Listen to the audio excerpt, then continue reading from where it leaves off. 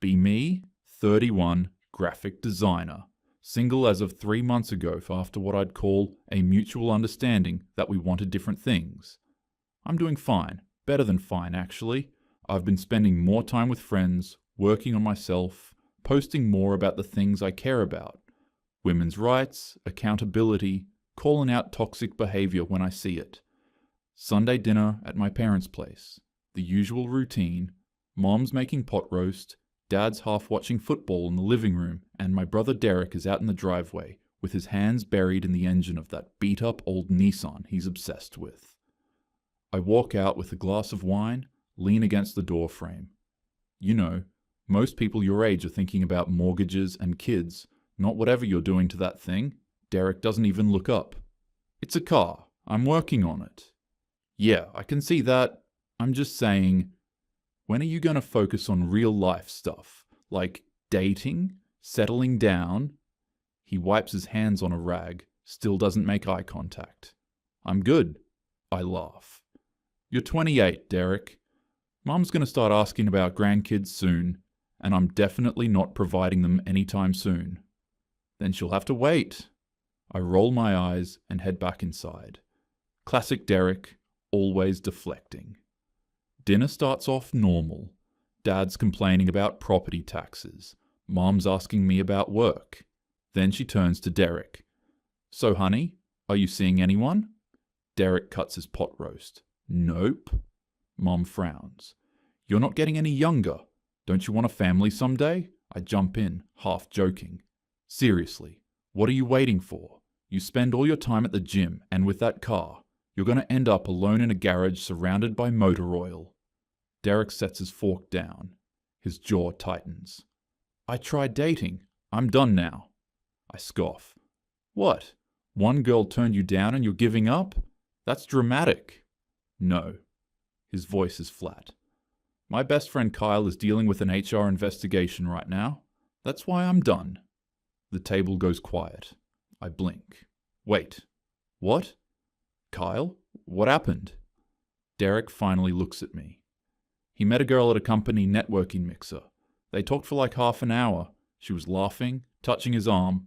The whole thing. She gave him her Instagram, told him to DM her. He asked for her number. She typed it into his phone herself. I nod slowly. Okay. So what happened? They texted for a few days. Normal stuff. She initiated half the conversations, sent him a meme, asked what he was doing that weekend. He suggested coffee. She said maybe. He followed up 2 days later. She didn't respond. A week later, he saw her at another work thing, said hi, asked if she was still down for coffee. She said no. He said cool, no worries, and walked away. I wait, Derek continues. 3 days after that, she filed an HR complaint, said he made repeated unwanted advances, that he cornered her at the second event, wouldn't leave her alone. Then she told them he followed her to the parking lot. Did he? No. Security footage showed he left 20 minutes before she did. I feel my stomach twist. Okay, so they'll see that and clear him, right? Derek laughs bitterly. He showed them the texts. She initiated half the conversations. He asked her out twice. Over 3 weeks. And HR said his pattern of behavior was concerning. They put him on administrative leave while they investigate. But if he has proof, doesn't matter. She said she felt uncomfortable. That's all it takes. Now Kyle's been out of work for 3 months. He's spent 18 grand on a lawyer to help him navigate this. And even if he gets cleared, his name is already tied to this in company records. I don't know what to say. I want to ask if Kyle did something else, something Derek isn't telling me. But the look on his face stops me. That's awful, I finally say. But, false accusations are really rare. Are they? Derek's voice is sharp. Or do we just not hear about them because the guy's life is already ruined by the time anyone bothers to check? Mom tries to change the subject, but Derek's already stood up, grabbing his plate. I'm going to finish eating outside. He leaves. I sit there, staring at my pot roast. I want to believe Derek. I do. But I also know women don't just make this stuff up for no reason. There has to be more to the story. Later, when I'm leaving, I see Derek still out in the driveway, hood popped, working on the car under a work light. I stop. Hey, I'm sorry about Kyle. That really sucks. He doesn't look up. Yeah. But are you sure that's the whole story? Like, what did he actually say to her at that second event? Now he looks at me. His face is unreadable. He said hey and asked if she wanted coffee. That's it. Okay, but did he corner her? What does she mean by that? Derek stares at me for a long moment. Then he goes back to the engine. Doesn't matter what I say. You're going to believe what you want. I open my mouth to argue, but he's already tuned me out. I drive home feeling uneasy, but I tell myself Derek's just being paranoid. Kyle probably did something that made her uncomfortable, even if he didn't mean to. That's how these things work. 2 weeks later, I'm at my friend Rachel's birthday party. Rooftop bar, string lights, overpriced cocktails. I'm talking to a few people I know when I get introduced to Jenna and Amy. Jenna's the kind of girl who commands attention without trying.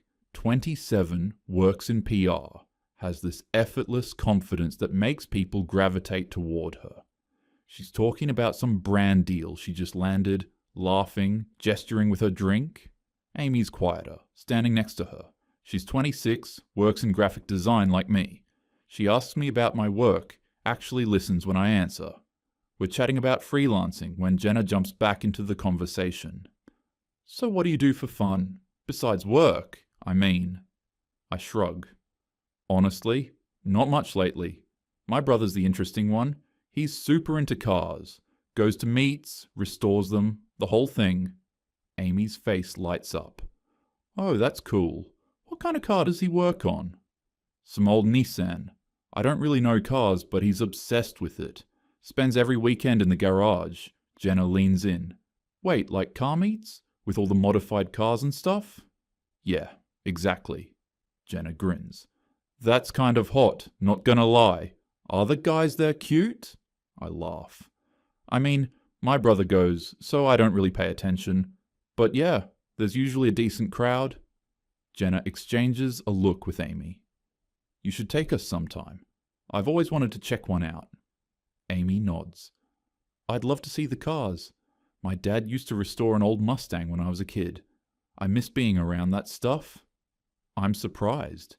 Amy seems genuinely interested, not just in a this sounds fun way, but like she actually cares about cars. Yeah, I can ask Derek when the next one is. He'd probably be cool with it. Jenna raises her glass. Perfect. I'm so down. I'm excited. Derek needs to get out more, meet people, stop isolating himself over this Kyle thing. And Amy seems sweet, grounded, the kind of girl who might actually be good for him. The following Saturday, I text Derek and tell him I'm bringing some friends to the meet. He responds with okay and nothing else. When we pull into the parking lot, I'm genuinely impressed. There are at least 50 cars, Hondas with neon underglow, a pristine Supra, a wide-body BMW, trucks on massive lifts. It's more of a scene than I expected. Derek's car is parked near the back. I still don't know what model it is, just that it's sleek, low to the ground, and clearly expensive looking. The hood's popped, and Derek's leaning over the engine talking to a couple of guys. I wave. He glances up, nods, goes back to his conversation. We walk over. Hey Derek, this is Jenna and Amy. He straightens up, wipes his hands on his jeans, shakes their hands. Hey, what's up? Amy steps closer to the car, eyes wide. Wow, this is gorgeous. What year is it? Derek softens just slightly. Thanks, it's a 93. What kind of build are you doing? He looks surprised that she's asking. Mostly engine work right now. Upgraded the turbo, working on the suspension next. Paint correction took forever. Amy crouches down to look at the wheel setup. Are those aftermarket? They look amazing. Derek actually smiles. Yeah. Took me like 6 months to find the right set. They start talking about offset and wheel specs, and I can see Derek relaxing. He's explaining something about camber when one of his buddies walks up. A guy I vaguely recognize from past meets. Dude, the R32 is looking clean. When are you finally going to let me ride in it? Derek laughs. When it's insured for passengers, man. I'm not trying to deal with that liability.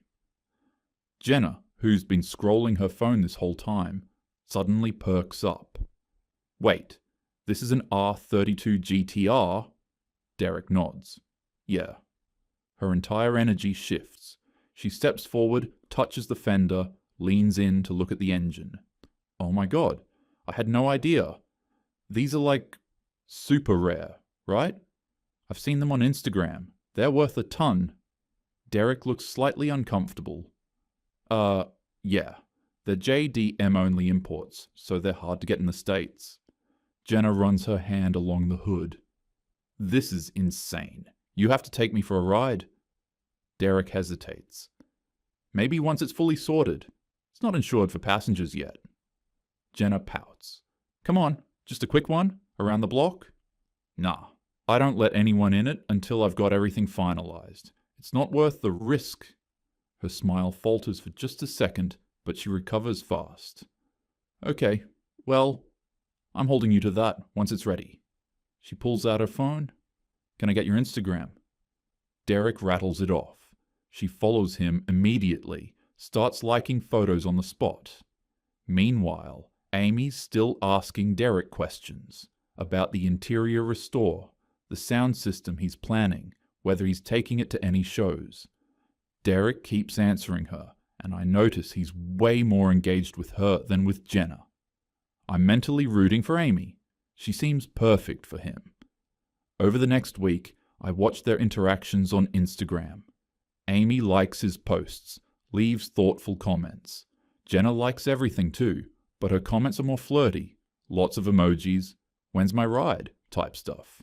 She DMs me a few days later. Jenna. Okay, your brother is hot. Is he single? Me. Yeah, but he's pretty cautious about dating right now. Jenna. Why? Me. Long story, just had some stuff happen with a friend that made him wary. Jenna. Well, let him know. I'm interested. I don't respond right away. I'm hoping he ends up with Amy. A week later, I convinced Derek to hang out with me, Jenna, and Amy at a bar downtown. I'm not subtle about it. I want him and Amy to hit it off. We grab a table. Derek sits next to Amy. Within 5 minutes, they're deep in conversation about design work. Amy mentions a logo project she's stuck on. Derek offers to take a look, suggests a workflow app he uses. They're laughing, leaning in. It's easy. Jenna sits across from them, nursing a vodka soda, visibly annoyed. She keeps trying to redirect. So Derek, when's the next meet? I want to see the car again. Derek glances up. Probably next weekend. Can I come? Sure, anyone can come. It's a public lot. Jenna leans forward. I meant like, with you? Like a date. Derek looks caught off guard. Oh, I mean, it's pretty casual, just a hangout thing. She laughs, but there's an edge to it. Right. Casual. The conversation shifts back to Amy. She's showing Derek photos of her dad's old Mustang on her phone. Derek's genuinely interested, asking questions, telling her about part sources. At one point, Jenna reaches across the table and touches Derek's arm. So when are you actually going to take me for that ride you promised? Derek frowns. I didn't promise anything. I said maybe once the car's ready. Jenna smiles, but it doesn't reach her eyes. Right. Maybe. Later, Amy excuses herself to the bathroom. The second she's gone, Jenna leans in close to Derek. Just so you know, Amy's seeing someone. It's pretty new, but yeah, she probably didn't mention it. Derek looks surprised. Oh, I didn't know that. Jenna shrugs. Yeah, just thought you should know before you get too invested. I'm half listening from across the table, but I catch the tail end. I make a mental note to ask Amy later. When Amy comes back, Derek's noticeably more reserved. He's polite, but the energy's shifted. Amy looks confused, but doesn't push. At the end of the night, Derek asks me in the parking lot if what Jenna said is true. I have no idea. I'll ask her. I text Amy the next day. She responds within an hour. Amy. LOL no. I'm single. Why? I stare at my phone. Jenna lied. I don't tell Derek right away. I don't know why. Maybe I'm hoping it was just a misunderstanding. Over the next few days, Jenna texts Derek constantly. Memes. Questions about his day. Thinking about you. Messages. Derek responds politely, but doesn't engage deeply. Then she asks him to hang out one-on-one. Derek tells me later he didn't want to seem like he was hiding from social situations. Plus, she framed it professionally. I want advice on featuring a client's car at a meet for a PR campaign, she'd said. They meet for coffee. According to Derek, Jenna dominated the conversation, talked about work, her Instagram engagement strategy, an ex who wouldn't leave her alone. Every few minutes, she'd bring up the car. When could she see it again? When would it be ready? Could she be there for the first real drive? Derek kept deflecting. Finally, he said it outright.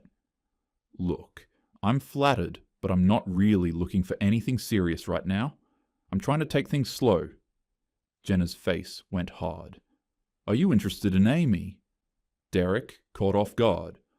I mean, I thought she was cool, but you said she's seeing someone. So you're only hanging out with me because you can't have her? What? No, I barely know either of you. Jenna stood up, grabbed her bag.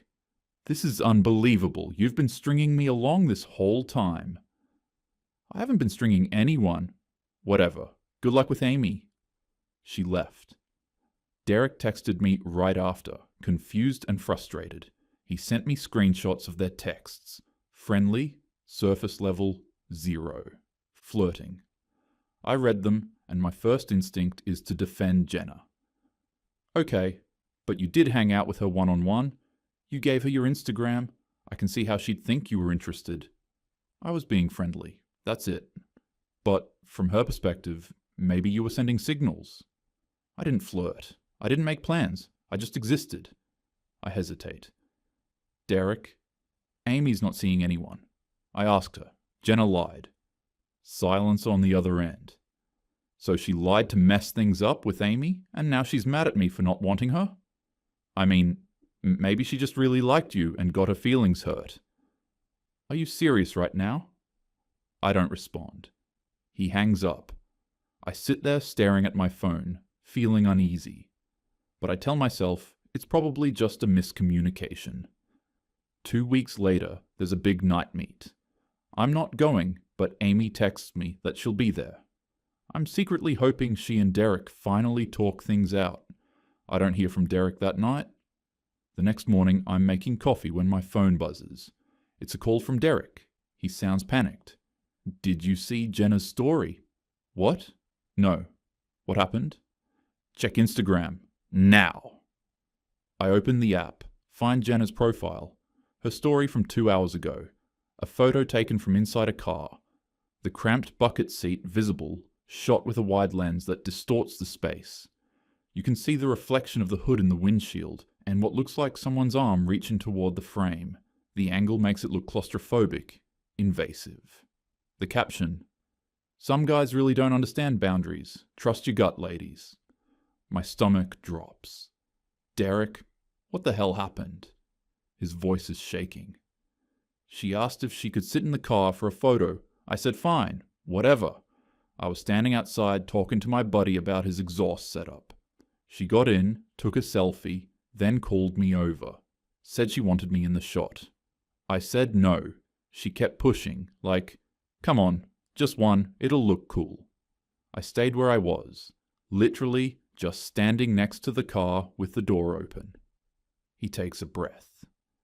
Then she reached out and grabbed my wrist, pulled me toward her, laughing like it was a game. I yanked my hand back and was like, "What are you doing?" She goes, "Relax, I'm just taking a picture," and snapped the photo before I could step away. I didn't lean over her. I didn't grab her. She grabbed me. Then I walked off.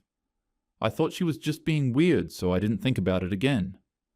Okay, so that's not even the worst part. He sends me a screenshot. It's from a group chat. 15 people, all from the car scene. Jenna's message: "Hey everyone, just want to give a heads up about Derek, last name.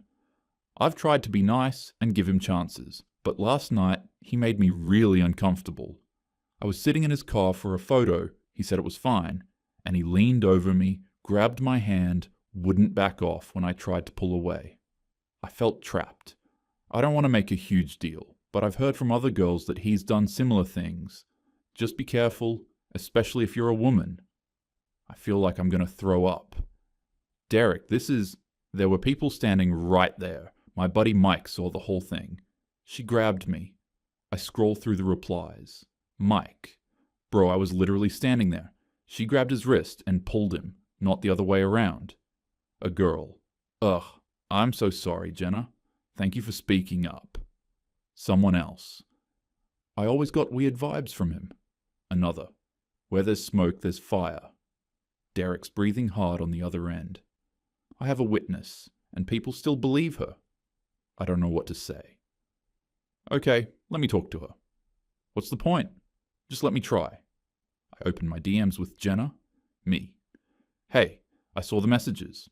What happened? Jenna. I'm not discussing this with you. Me. Derek said you grabbed his hand. People saw it. Jenna. Intent versus impact. He made me feel unsafe. Me.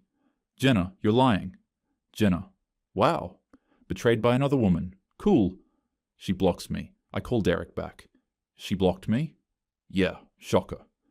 Derek, just don't. He hangs up. I sit there for a long time, staring at my phone. Then I do something I hate myself for. I DM 2 women I know from the group. Both were at the meet. Both commented supportively on Jenna's message. Me. Hey, I know this is awkward, but Derek's my brother. Did either of you actually see what happened? One leaves me on red.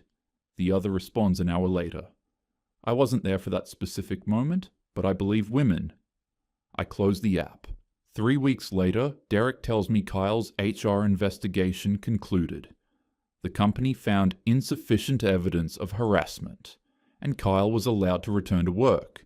But allowed to return meant he was separated from his original team, reassigned to a different department with fewer advancement opportunities. He spent $22,000 on a lawyer to help him navigate the process.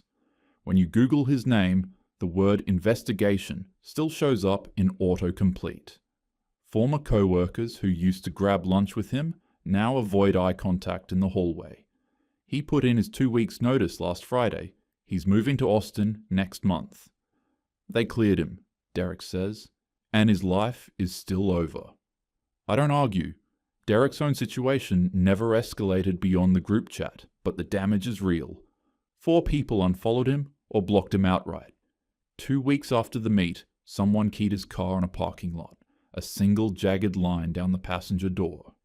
$1,800 to fix. A girl he'd known casually from the scene asked him point blank at a gas station. So did you actually do that to Jenna? The guy who defended him in the group chat, Mike, told Derek to just lay low for a while, let it blow over. Jenna never retracted anything. A week after the initial post, she added another story. Not everyone who seems nice is safe. Trust actions, not words. No name, but everyone knew. Derek tells me he's done.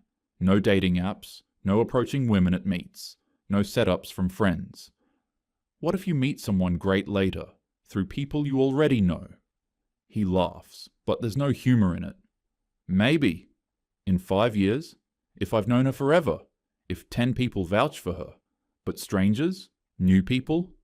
Never. I'd rather be alone than end up like Kyle. I don't argue. I don't know what to say. I stopped posting about women's issues for a while. I told myself I was just busy with work, but the truth is, I didn't know what I believed anymore. A month later, Amy texts me. Amy, hey, I heard some stuff about Derek. I don't believe it, but is he okay? I tried texting and he didn't respond. I stare at the message for a long time. I could tell her the truth. I could tell her Jenna lied, that Derek has a witness, that he's a good guy who got screwed over by someone vindictive. I could vouch for him. Instead, I type, he's going through some stuff. Probably best to give him space. Amy doesn't push. Okay, let me know if I can help. I delete the thread an hour later. I tell myself I'm protecting Derek's privacy, but really, I just don't want to get involved. I don't want to pick sides publicly. I don't want to risk my own friendships. Months later, I'm scrolling Instagram and I see Jenna at another meet leaning against some guy's Supra. The caption, finally met a real car guy who isn't weird about his car. 300 likes, comments full of hearts and flame emojis. I click over to Derek's profile. His last post is from 2 months ago, a photo of the R32 in his garage, hood open, work light casting shadows across the engine bay. No caption, no tags, 47 likes. I close the app. I don't think Derek's wrong anymore. I don't think Kyle deserved what happened to him. But admitting that means admitting I didn't believe my own brother when it mattered. That I made excuses for Jenna because it felt safer than questioning the framework I'd built my beliefs on, and I'm not ready to sit with that. So I just don't think about it.